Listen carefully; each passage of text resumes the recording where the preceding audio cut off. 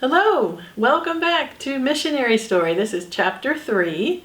Now let me stop right here. I realize that I have not introduced myself to you in chapter 1 or 2.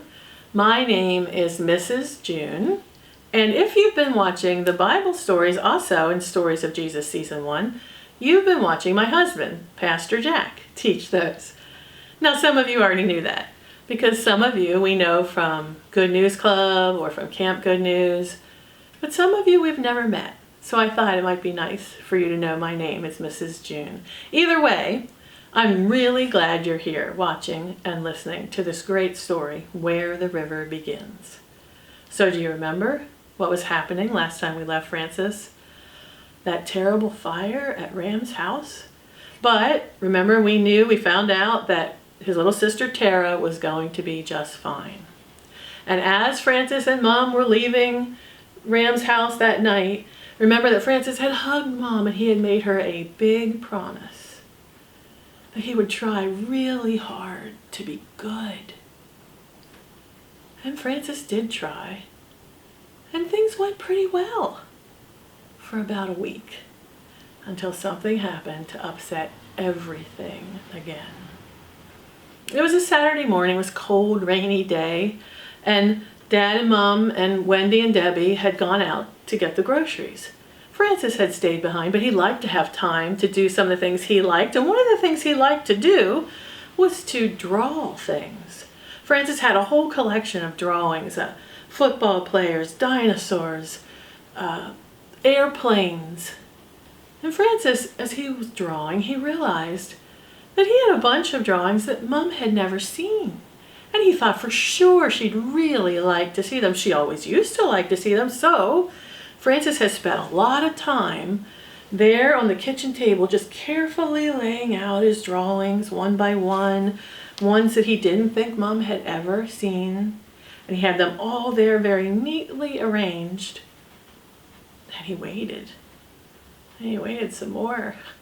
And the family was later than usual getting home from doing the grocery shopping. And when they did get home, Dad just came into the kitchen and he was angry. And he looked over at the table and he called Francis's drawings trash. Mom came in and she didn't even look at Francis. You could tell she had a headache. She just went right up to her bedroom. Wendy was pouting. Debbie was crying, and Francis felt alone again. Didn't take much for him to just sneak out the back door. Nobody even noticed him go. And he decided he was going to go find Tyke and Spotty and the gang again. And so Francis went to their old shack of a clubhouse, remember, and they sat inside, and he was bored. He was listening to the guys tell jokes that he didn't even understand. The hours went by and it was starting to get dark. And Francis thought, okay, it's time for me to head home. But just then, Tyke said they had another plan, another job they were going to do. And he told Francis he needed him again to be the lookout. And so Francis didn't even know what the boys were planning to do. But he did just what Tyke told him to do. He went down to the end of the street. He stood there. He looked both ways. No cars were coming. He gave the signal and he watched as the boys came out of the clubhouse with pocket knives. And they ran from car to car there on the street, poking holes in the tires. It was called slashing the tires. Just then, a car came speeding around the corner. The driver had to slam on his brakes to keep from hitting the three boys. Well, they ran off, and there stood Francis. And he realized it was his stepfather. Dad jumped out of the car. He rushed over to Francis. He grabbed him by the arm and he said, "What are you doing? Out with some gang. Those boys had knives." "I didn't do anything," Francis said. "I didn't have anything to do with them. I was just standing here in the corner." "Don't you lie to me," Dad said, and he put Francis in the car, and they drove off home, going too fast. When they got home, Dad yelled at Mom and said, "Can't you even keep track of your own boy? Out with some gang slashing tires." Dad left, roaring down the street in the car again, and Mom just sent Francis to his room, and she went back to hers. Whew. For the next couple days, things went from bad to worse. Francis came home from school one day, and he walked into the kitchen, and there was old Mrs. Glengarry, the neighbor, standing at the sink, washing dishes. "Where's Mom?" Francis asked. "Oh, dear," Mrs. Glengarry said kindly, "I'm afraid to say that your Mom's in the hospital, and she's going to have to stay there for a little while. She just needs to rest." Francis felt like somebody had punched him in the stomach. Tears came to his eyes, and he went out the back door and he ran straight to his cherry tree. Right now, it was springtime, so the cherry tree was all in bloom with white flowers. It made like this beautiful white tent around Francis as he climbed up in it and sat there. Everything was quiet. Francis thought, Mom could have rested here. The next day, when Francis got home from school, he came into the yard and Wendy was outside. And she yelled at him, "You can't go in there. Dad said we had to stay out. He's meeting with some doctor somebody." Well, Francis ignored her and just went into the kitchen. And he saw that the men had closed the living room door, but not completely.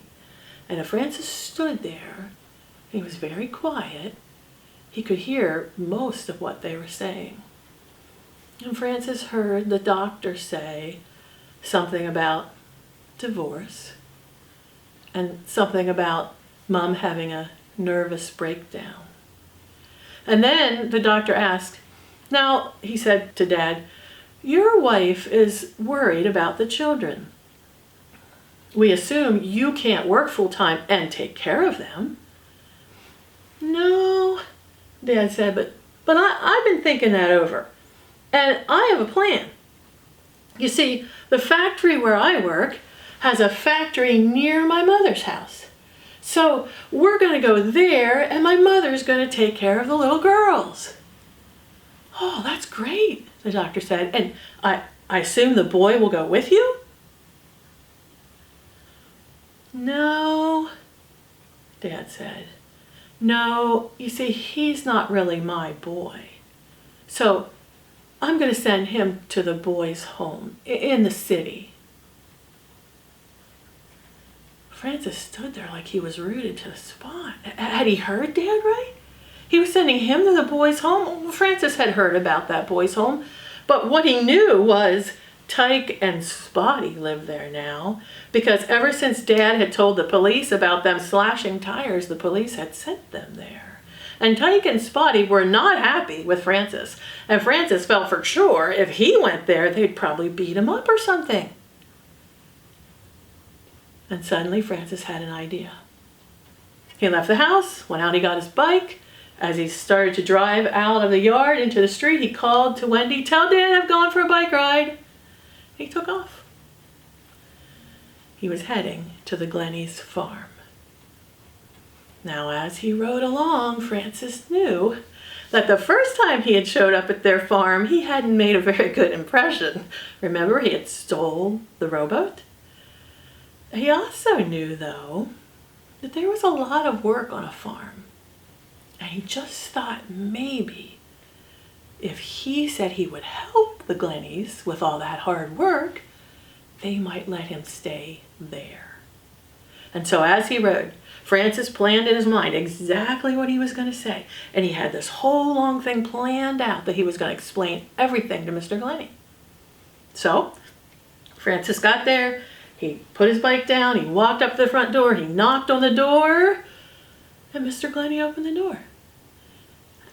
And Francis looked up at this kind man who was smiling down at him. And Francis blurted out, "I've got to go to the boys' home. Could I live here?" Mr. Glennie looked at me and said, well, hello, Frances. It's good to see you too. Do your parents know you're here? Mom's in the hospital, Frances said back. And I've got to go to the boys' home. So you said, Mr. Glennie said, why don't you come in and we'll talk about it? So they went in and sat down in Mr. Glennie's office. And Mr. Glennie said, Frances, explain this to me from the beginning. And so Frances did. He told him all about the gang, Tyke and Spotty. He told him about the phone booth they smashed, the fire at Ram's house. He told him about slashing tires and the police and everything.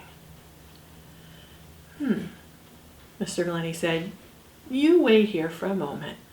I'm going to go talk with my wife. And he left. Frances sat there in the office. It was hard to wait. But before too long, Mr. Glennie came back in, and he was smiling. And he said, Frances, you just let your bike here. Get in the car with me. I'm going to speak with your father. Well, when they got to the house, Mrs. Glengarry, the neighbor, had kindly made some supper for Frances, so he was sitting there at the kitchen table eating his supper. And Mr. Glennie and Dad were in the living room, and Frances could hear voices. And before long, Dad stuck his head out of the living room and he said, all right, Frances, they very kindly say they'll have you. Mr. Glennie will take you now. Frances jumped up from the table and he ran up to his bedroom. He got out a suitcase and he was stuffing his clothes into it and he was just about ready to start packing up his toys when Dad came into his bedroom. And he said, no, you won't need that junk, Frances. Just take your clothes. But Dad, Frances said, I want my stuff. I want my collections and my toys.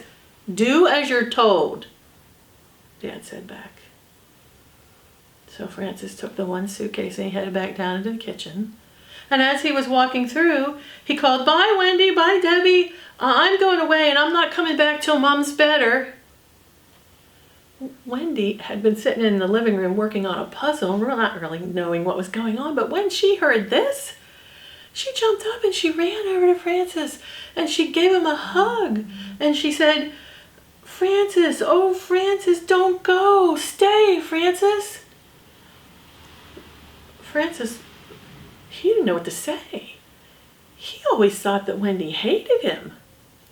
Now he wasn't so sure. And so he said back to her, you will be all right.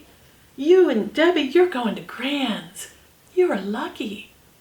And then he whispered to her, and don't worry, Mom will be better soon, and we'll all be back together again. Everyone at the Glennie farm welcomed Frances. 15-year-old Kate had been working on her homework.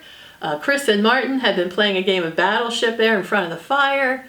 Mrs. Glennie kindly took his suitcase and said she would show him to his bedroom after prayers. Well, Frances had no idea what that meant, but he watched as the family gathered around in the living room and he sat down with them. And Mr. Glennie picked up a Bible and he opened it. He said, because it's almost Easter time, we're going to be reading about Jesus dying on the cross. Well, Frances just burst out, what's so important about Jesus dying? Well, that's what we're going to read, Mr. Glennie said, from the Bible. It'll explain it. In fact, Frances, how about you read these words? And Mr. Glennie pointed to the words and Frances read them. It said, but God showed his love toward us in that while we were yet sinners, Christ died for us. Yep, he died for us so we could be forgiven from our sins, Chris said. And then Martin said, yeah, things like lying and disobeying. It seemed like the boys knew a little bit about those kinds of sins.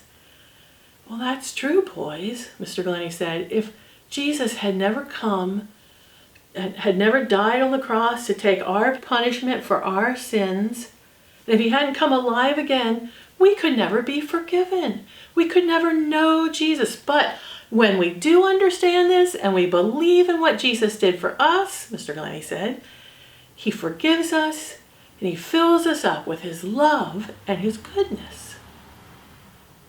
Well, Francis was listening, but he also had noticed, you remember that card that was hanging on the kitchen wall that said, God is love? Well, that had caught Francis' eye again. He was looking at that. And he thought to himself, I don't get all this stuff about Jesus dying. He didn't really understand that. But he did think he could tell and he could feel the love in this house. And he thought to himself, where does this love come from? And why didn't he have it? Be sure to come back for the next chapter and we'll find out.